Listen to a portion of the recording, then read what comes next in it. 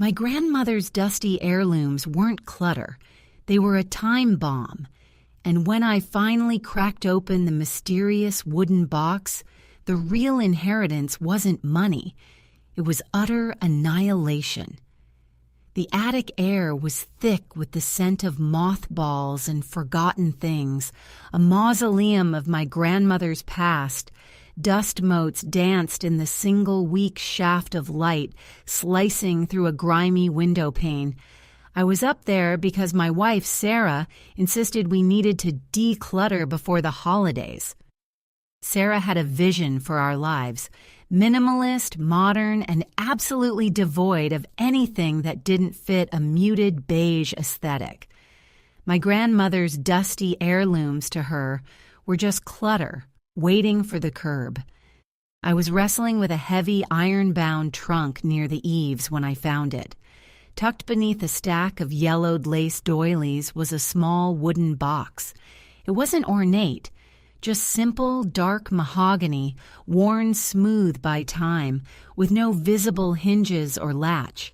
It felt impossibly heavy for its size, like a lump of lead wrapped in aged wood. "Find anything good, dear? Or just more evidence that Grandma never threw anything away?" Sarah's voice drifted up the narrow stairs, laced with that familiar, slightly strained cheerfulness she used when reminding me of chores. "Just this weird little box," I called back, turning it over in my hands. There was no obvious way to open it. I ran my thumb over the top, feeling for a seam, a pressure point, anything. My fingers brushed against a barely perceptible etching, a strange looping symbol that looked almost like a stylized infinity sign crossed with a serpent. As soon as my skin made contact with the carving, a faint warmth emanated from the wood, startling me. It wasn't hot, just alive. I tried prying it with a rusty letter opener I'd found nearby, but the wood didn't even scratch. I banged it gently on the floorboards, hoping gravity or shock might do the trick. Nothing. It remained sealed, stubbornly silent. Sarah finally climbed the last few steps, wiping a bead of sweat from her forehead. "Oh, that," she said, her tone immediately dismissive. She took the box from my hands, turning it critically. "It's just some old knick-knack. Probably held sewing needles. Honestly, Mark, we need to be ruthless. If it's not valuable, it goes." "It feels heavy, Sarah, and look at this symbol." I pointed to the barely visible etching. She squinted. "Looks like something cheap you'd find in a souvenir shop. I'll tell you what's valuable, that mid-century lamp downstairs. We can list that on eBay right now. This box, toss it in the donation pile." I argued briefly about its age, its mystery, but Sarah was already moving toward the stairs, the box dangling loosely from her fingers. "Don't waste time on junk, Mark. We have 3 more rooms to clear before lunch." She placed the box unceremoniously on a stack of musty blankets destined for the thrift store donation bin, and then pointed toward a towering stack of old tax documents. "Start with these. I'm going down to check the bidding on that lamp." Defeated, I started sifting through decades of receipts and obsolete paperwork. An hour later, I was elbow deep in 1987 filings when Sarah reappeared, clutching her phone, her usual brisk energy replaced by a strange, stunned silence. "Mark?" she whispered, her eyes wide. "That lamp! The one I just listed, it sold. Instantly for $40,000. My jaw dropped. 40,000? What lamp was that?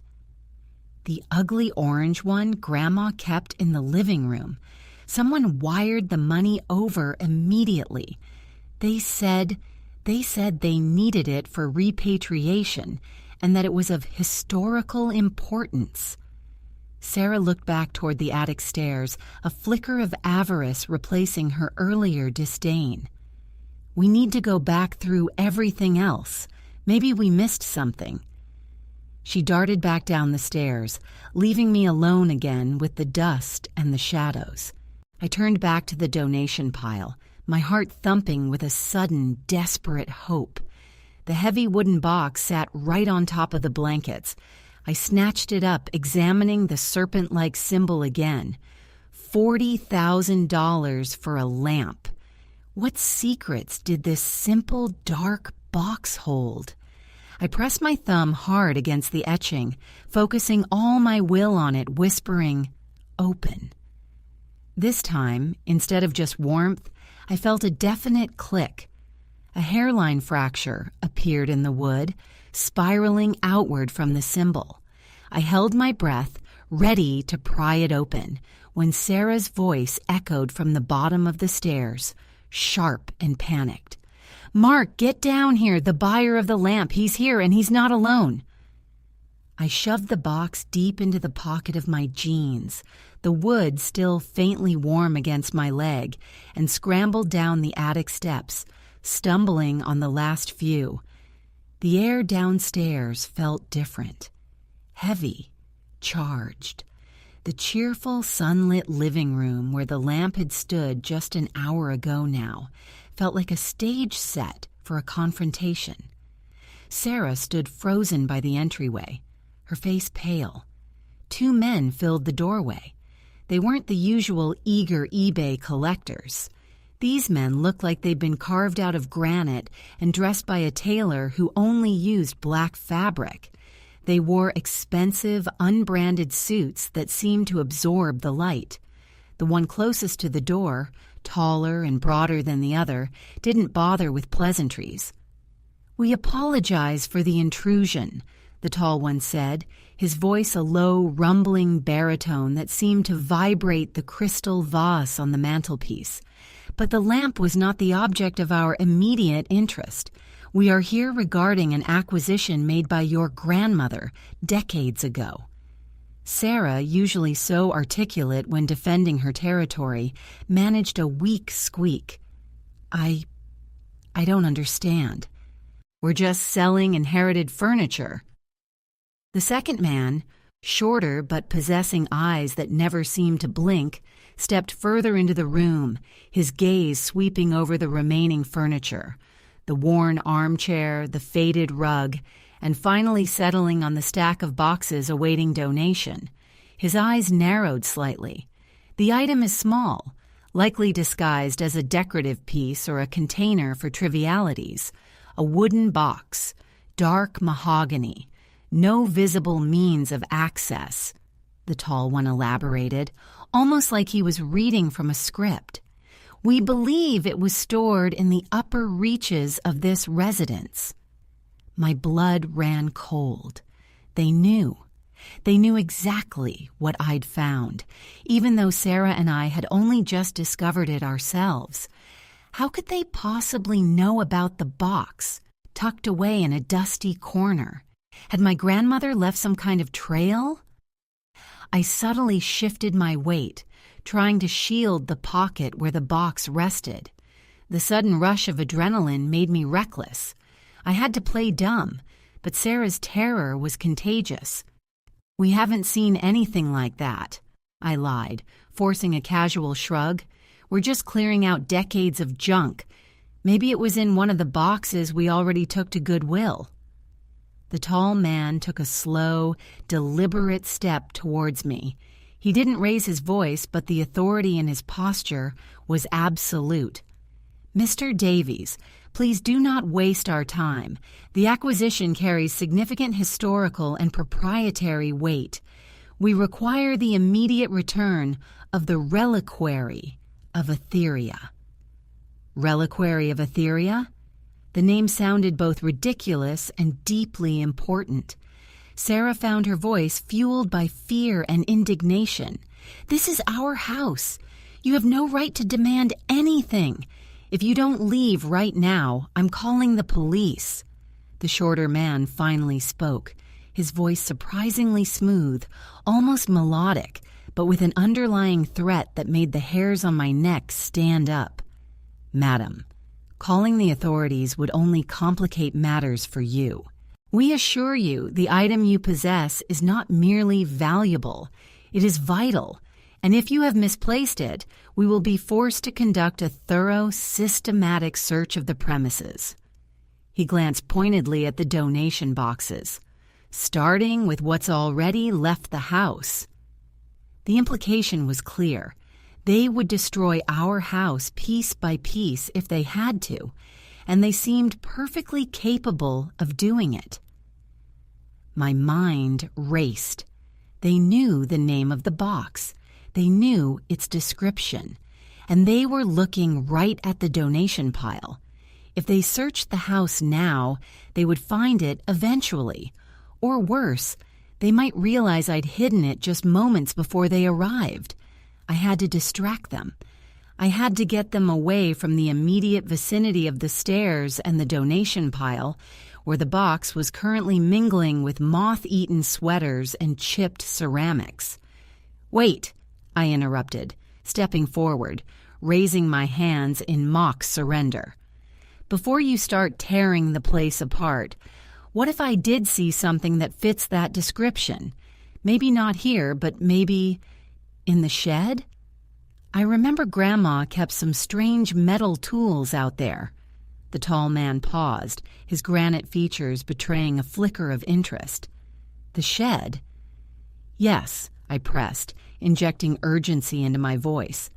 "It's a long shot, but it's better than tearing up the floorboards here. It's around the back, near the old oak tree. Let me just grab the keys." I started backing slowly toward the kitchen, hoping they'd follow my lead out the back door.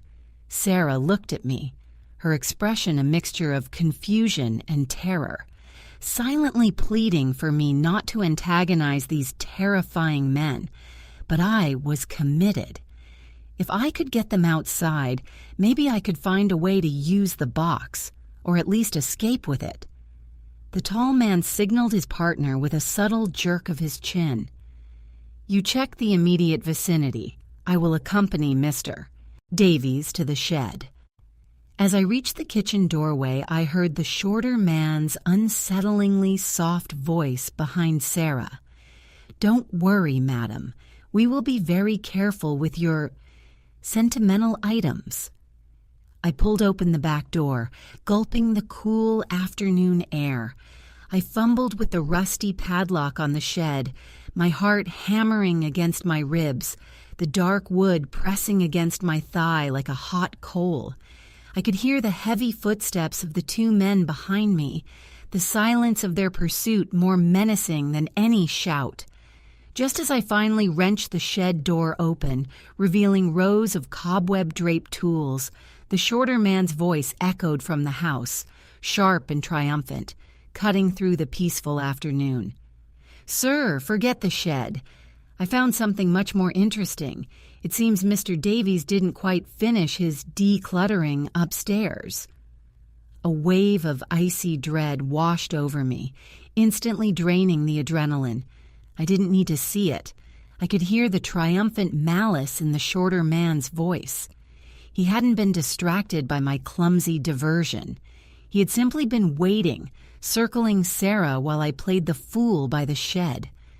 The tall man beside me spun on his heel, his face hardening into an expression of pure, lethal frustration. He didn't even spare me a second glance. He moved like a striking snake, his large frame eating up the distance between the shed and the back door in 2 strides. "Hold him," the tall man commanded his partner, his voice tight with sudden fury. I knew I couldn't let them get the box, not back in the house, not now. My only chance was to create chaos and use the one thing I possessed, the strangely warm, sealed wooden box, as leverage or a weapon. I didn't run for the house.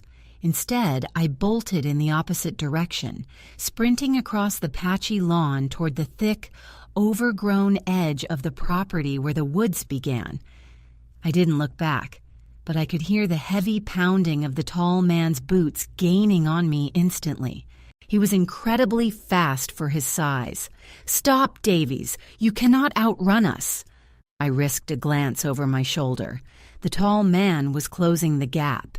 He wasn't running wildly. He was pacing himself, conserving energy, treating this like a mild inconvenience he was about to correct. I realized I was wearing my old, worn sneakers, built for yard work, not evasion. My lungs were burning, but the pressure of the box against my hip was strangely grounding. It was the only tangible link to my grandmother's secrets, and I wasn't letting it go. I dove into the darkness beneath the massive old oak tree that marked the property line. The ground here was uneven, littered with fallen branches and knotted roots designed to trip an unwary runner. I used the dense foliage as cover, hoping the sudden change in light and terrain would slow my pursuer. It worked for a second. I heard a grunt and a heavy thud as the tall man stumbled on an exposed root, but he recovered instantly. Meanwhile, I heard Sarah scream from the back of the house, a genuine, gut-wrenching sound of distress that solidified my resolve. They had her. They likely had the box now, too, unless the shorter man was still upstairs searching. I scrambled further into the shadows, leaning against the rough bark of a pine tree, trying to catch my breath. I pulled the box out, my hands trembling. It was too late to open it now. I didn't know how to trigger the release mechanism under pressure, and I didn't have time to experiment. Suddenly, the tall man burst through the undergrowth 10 yards away.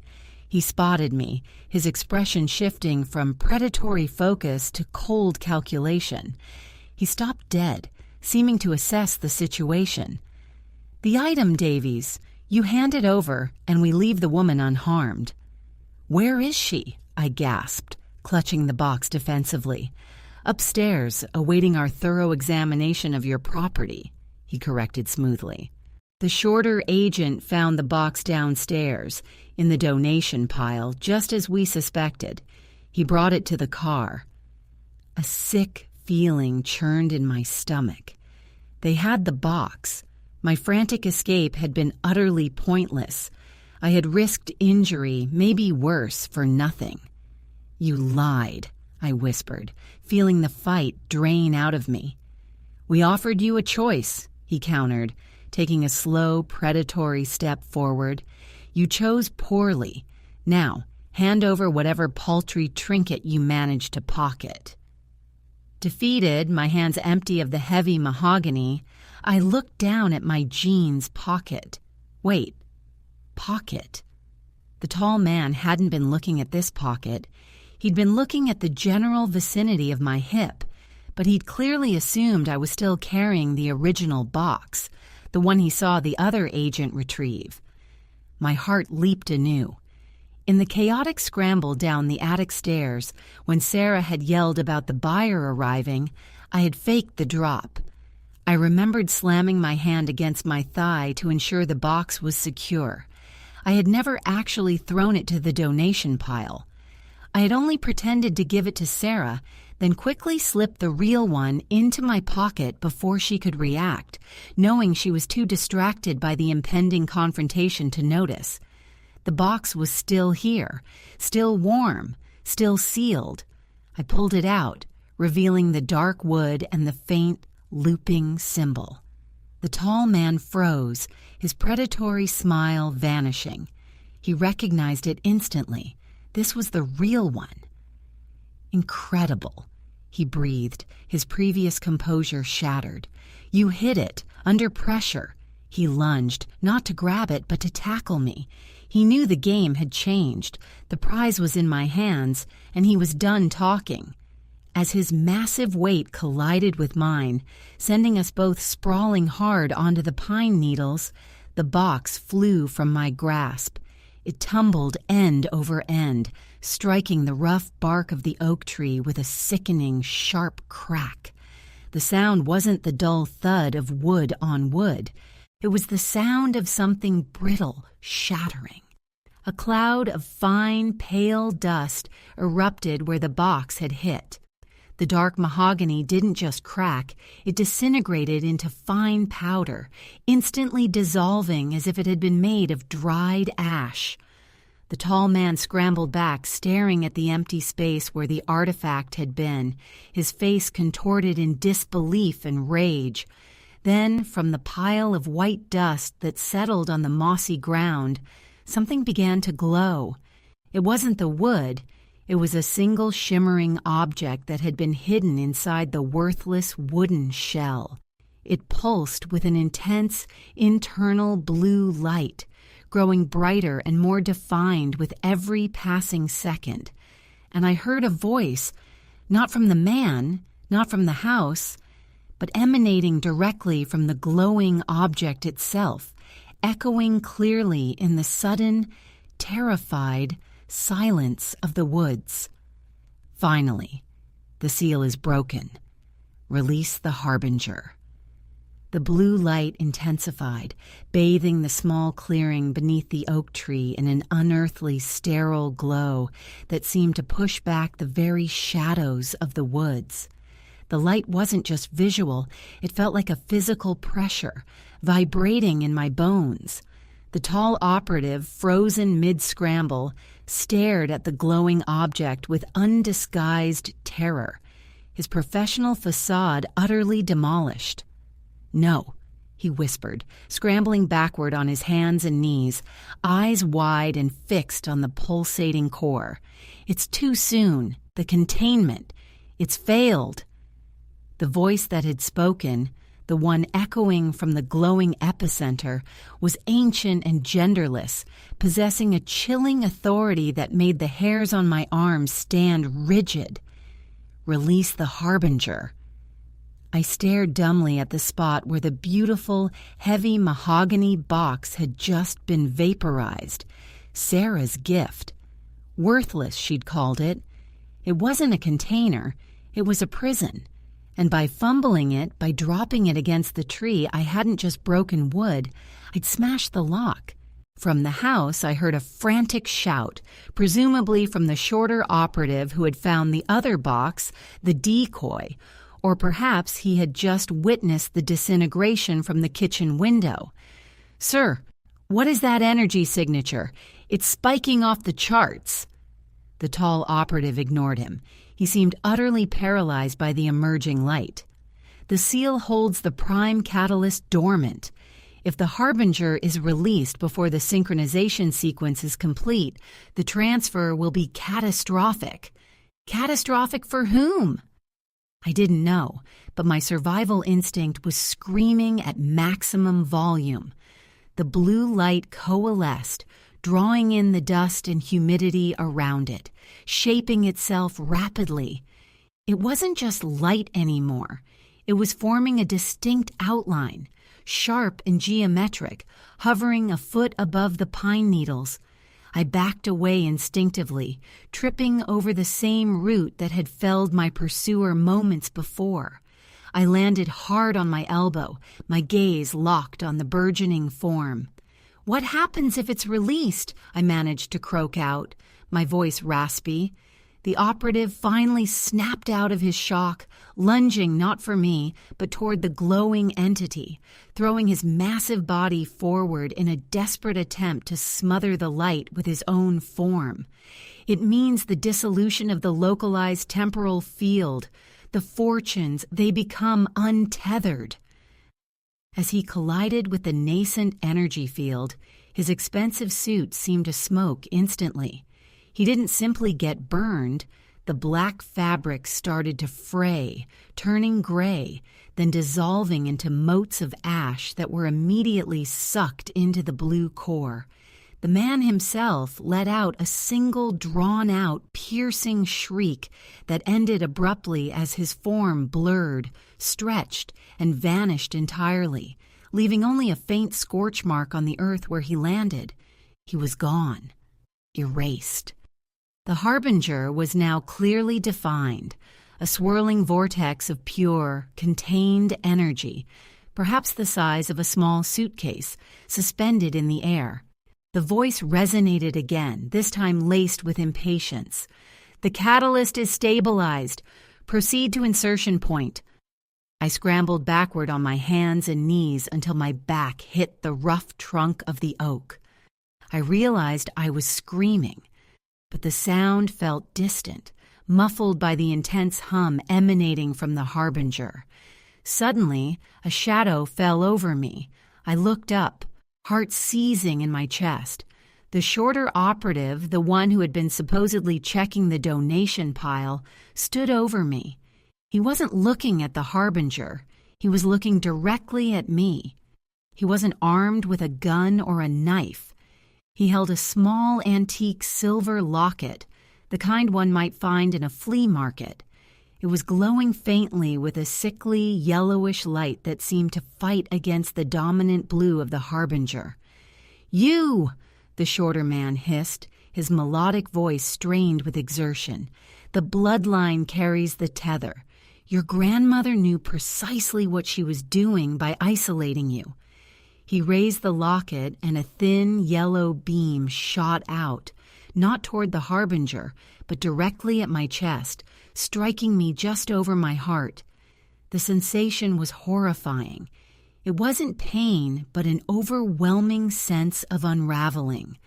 I felt cold, weak, as if my very identity was being stretched thin, pulled apart by an invisible force directed by that pathetic little locket. "The fortune isn't the money, Davies," the agent spat, his eyes burning with manic fervor. "It's the inheritance. Your direct, uncorrupted line is the key to rewriting the timeline. We needed the key, and the box was the mechanism to release the power source, the harbinger. But you," he tugged the locket slightly, causing me to gasp, "you're the activation switch." As my vision tunneled and the blue light of the harbinger seemed to rush toward me, I heard a desperate cry from the house. "Mark, get out of there!" It was Sarah. She must have broken free. The shorter operative glanced toward the sound, his focus momentarily broken. That tiny fraction of distraction was all I needed. Channeling every ounce of terror and misplaced adrenaline, I thrashed upward, not trying to escape the yellow beam, but aiming my shoulder directly at the agent's midsection. We both stumbled backward. The yellow beam flickered wildly, momentarily losing its lock. In that split second, the harbinger made its move. It didn't fly toward the house or the woods. It zeroed in on the single closest living source of temporal disturbance, me. The blue light enveloped me completely, swallowing the yellow beam and the terrified agent, who let out a choked cry before being dragged backward into the swirling vortex. I felt an impossible sensation, the simultaneous experience of being frozen and flung across infinite space. Then the light vanished. The humming ceased. The air smelled sharp, like ozone and burnt iron. I coughed, spitting out dirt and pine needles. I was still on the ground under the oak tree. But something was terribly wrong. The house was gone. Where our familiar suburban home had stood just moments before, there was only a vast, silent field of knee-high, silvery green grass, stretching to a horizon dotted with unfamiliar, impossibly tall, crystal-like structures. The air was warm, but the light felt wrong, too bright, yet muted, as if filtered through ancient glass. And standing over me, silent, whole, and perfectly calm, was Sarah. She wasn't wearing her gardening clothes. She was clad in intricate metallic silver armor, holding a weapon that crackled faintly with blue energy, the exact shade of the harbinger. She looked down at me, not with recognition, but with detached curiosity, like a scientist observing a newly discovered microbe. "Insignificant specimen," she stated, her voice devoid of any warmth or familiarity, echoing with a cadence that sounded disturbingly like the Harbinger's command. You have caused significant temporal deviation in Sector 7 Gamma. Relinquish the key. The cold detachment in Sarah's voice was a deeper wound than any physical attack. The woman I loved, the woman who worried about beige aesthetics and holiday clutter, was gone, replaced by this armored stranger standing in a landscape that defied every law of physics I knew. Sarah? I managed, the name sounding pathetic and hollow in this alien silence. It's me, Mark. She tilted her head, the visor of her helmet obscuring her eyes, yet I could feel her scrutiny.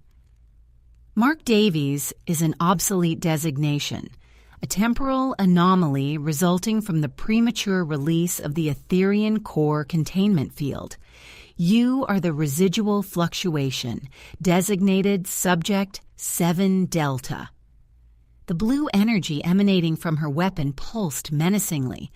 This wasn't a resolution, it was the final stage of the trap. The box hadn't just held the key to a fortune, it held the key to rewriting reality, and I was the unwitting trigger. The men in black suits, they weren't trying to steal the fortune, they were trying to control the process. And Sarah, apparently, was either their primary operative or the ultimate beneficiary, now fully synchronized with the power I'd unleashed. My mind flashed back to my grandmother. She hadn't given me a gift. She'd left me a time bomb, perhaps hoping I'd never find it, or perhaps trusting that only my touch would break the ancient seal. As Subject 7 Delta, I had no leverage. I was just a glitch in her perfect silvery future. The fortune, I whispered, desperately trying to find a thread of connection. The $40,000 from the lamp. That was real, wasn't it? Sarah paused, her weapon lowering fractionally. The initial transfer served its purpose. It bought us the necessary quantum processing time required for full assimilation into this epoch. Your grandmother, a minor operative of the oversight, attempted to sabotage the primary sequence by locking the core in a low-dimensional container. A futile gesture. So the money, the house, it was all just bait? It was a temporal anchor designed to keep the primary bloodline, you, in proximity long enough for the Harbinger to mature and integrate your unique genetic sequence. You see, the core requires a fully realized, untainted genetic key for total environmental reshaping. That key is your consciousness. She raised the weapon again, the blue light flaring, threatening to erase me entirely, not just from this timeline, but from existence. I knew I had seconds before that cold silver armor advanced, and the Harbinger, now evidently matured within Sarah's body, claimed its final prize. I closed my eyes, not in surrender, but in final, furious recollection. I remembered the weight of the box, the faint warmth, the looping symbol, the stylized serpent eating its tail, infinity, continuity. If the box was a prison, then the break that released the Harbinger was my only chance. I had to find the opposite of a break. I reached out with my bare hands, not toward Sarah, but toward the spot where the box had disintegrated, toward the lingering scent of ozone and iron. I pressed my palms flat against the strange, silver-green grass, focusing every shred of my being, every memory of my grandmother's cluttered, chaotic, real world back into that spot. I didn't try to open anything. I tried to seal it. I tried to reverse the shattering, to force the disparate elements back into their initial state of confinement. It was madness. It was illogical. But in a reality shaped by an ancient energy core, perhaps logic was the real flaw. A tremendous internal pressure built in my chest. It wasn't the agonizing pull of the yellow beam or the overwhelming rush of the blue energy. It was a deep, grinding pressure, like trying to push two magnets together at the wrong polarity. For a terrifying moment, nothing happened. Sarah hesitated, sensing the shift in the ambient energy, the subtle tug backward in the temporal flow. Then, the silver-green grass around my hands began to wilt, turning brown and brittle. The crystalline structures on the horizon dimmed, losing their impossible sharpness. The air grew heavy with the familiar, musty odor of dust and old wood. Sarah let out a strangled cry, a flicker of the real Sarah breaking through the armor's control. No, the stabilization, it's reversing. With a sound like a million heavy doors slamming shut simultaneously, the world snapped back. I gasped, my eyes flying open. I was lying on damp pine needles beneath the familiar rough bark of the ancient oak tree. The air smelled of earth and decaying leaves. Above me, the afternoon sun filtered normally through the canopy. The crystalline structures were gone. The silver armor was gone. I scrambled up. The house stood exactly where it should be, though its back door hung slightly ajar. And standing in the doorway, looking utterly terrified, was Sarah. She was wearing her paint-splattered jeans and an old T-shirt, her hair mussed from running. "Mark! Oh my God, Mark, what happened? You were screaming and then..." "There was a flash of light and you just vanished for a second and then you were back. I thought those men hurt you." I stared at her, then down at my hands. They were empty. No box. No glowing residue. Just dirt under my fingernails. "The men," I choked out, moving toward her, needing the anchor of her familiar presence. "The harbinger. The silver armor." Sarah looked genuinely bewildered, clutching her chest. "What men? Mark, you looked like you saw a ghost. And then you looked at the donation pile, and you started yelling about being the key, and then you hit your head on the tree when you tripped." She pointed toward the donation pile, where the blankets lay undisturbed. "Nothing has happened, just dust." I walked slowly to the donation pile. There was nothing unusual. The heavy iron trunk remained. Everything looked exactly as it had before the confrontation. The reality, I knew, had reasserted itself. But as I reached the stack of blankets, I noticed something tucked into the folds where the box had rested. It wasn't wood. It was a single, perfectly polished, dark mahogany splinter, no bigger than my thumbnail. It was utterly cold to the touch, inert. I picked it up. Sarah came up behind me, placing a tentative hand on my shoulder. "Are you okay? You're shaking." I turned the splinter over in my palm, a profound, weary certainty settling over me. They hadn't stolen the fortune. They had failed to seize the mechanism. My grandmother's worthless gift hadn't just been the key to the fortune. It had been the failsafe, the anchor that snapped reality back into place when I nearly rewrote the family legacy into a catastrophic alien future. I looked at Sarah, really looked at her, noting the genuine concern in her eyes, the way her hand trembled slightly on my shoulder. This was real. This messy, flawed, beige-averse life was real. "I'm fine, Sarah," I said, tucking the tiny sliver of wood deep into my wallet, where no one would ever find it. "Just realized we should probably keep a few things. Everything we thought was junk, it might actually be worth keeping."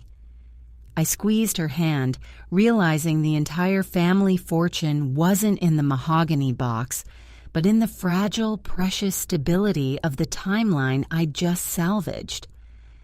As we started back toward the attic to put the remaining heirlooms back into storage, I paused by the front window. For a split second, reflecting in the glass, I thought I saw a flicker, a faint, almost invisible speck of silver light hovering at the edge of the woods, watching. It was gone before I could be sure, but the silence of the woods felt different now. Not empty, but waiting. And I knew, with chilling certainty, that the splinter in my wallet was not the end of the story, but just the silent promise that the key was still accessible.